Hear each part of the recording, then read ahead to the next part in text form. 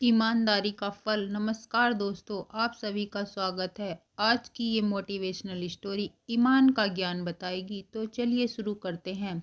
काफ़ी समय पहले की बात है। प्रतापगढ़ नाम का एक राज्य था। वहाँ का राजा बहुत अच्छा था, मगर राजा को एक सुख नहीं था।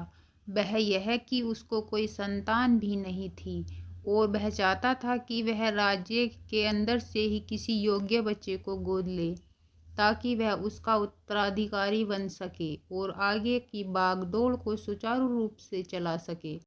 और इसी को देखते हुए राजा ने राज्य में घोषणा करवा दी कि सभी बच्चे राजमहल में एकत्रित हो जाएं। ऐसा ही हुआ। राजा ने सभी बच्चों को पौधे लगाने के लिए भिन्न भिन्न प्रकार के बीज दिए और कहा, अब से 6 महीने के बाद मिलेंगे और देखेंगे कि किसका पौधा सबसे अच्छा होगा।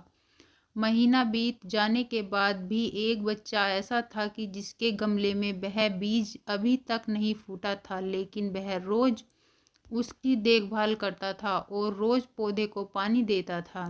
देखते ही देखते 3 महीने बीत गए। बच्चा परेशान हो गया। तभी उसकी माँ ने कहा कि बेटा धैर्य रखो, कुछ बीजों को फलने में ज़्यादा वक्त लगता है।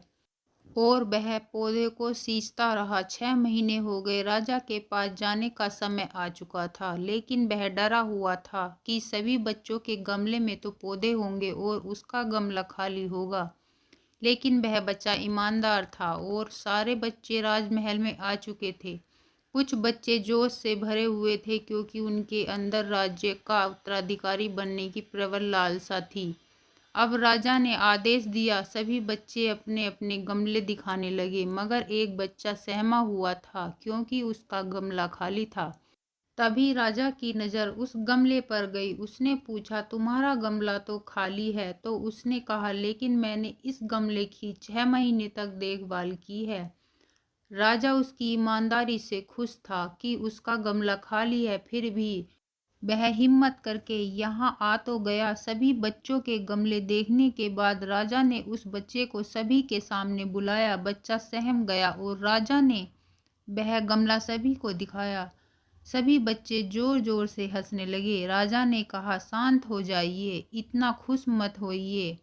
आप सभी के पास जो पौधे हैं वो सब बंजर हैं। आप चाहे कितनी भी मेहनत कर लें, उनसे कुछ नहीं निकलेगा, लेकिन असली बीज यहाँ था। राजा उसकी ईमानदारी से बेहद खुश हुआ और उस बच्चे को राज्य का उत्तराधिकारी बना दिया गया। लेकिन हमें इस कहानी से क्या सीखने को मिला? मेरे हिसाब से अपने अंदर ईमानदारी का होना बहुत ज़रूरी है।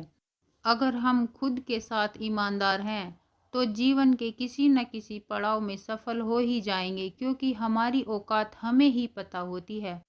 हम खुद को पागल बनाकर खुद का ही नुकसान करते हैं। फाइनली मुझे उम्मीद है कि आपको यह मोटिवेशनल स्टोरी अच्छी लगी होगी। अगर आप ऐसी और भी कहानी सुनना चाहते हैं तो प्लीज़ कमेंट करके ज़रूर बताएं और मेरी इस कहानी को लाइक और शेयर ज़रूर करें। मेरे चैनल को सब्सक्राइब करना ना भूलें। मेरी इस कहानी को सुनने के लिए धन्यवाद दोस्तों आपका।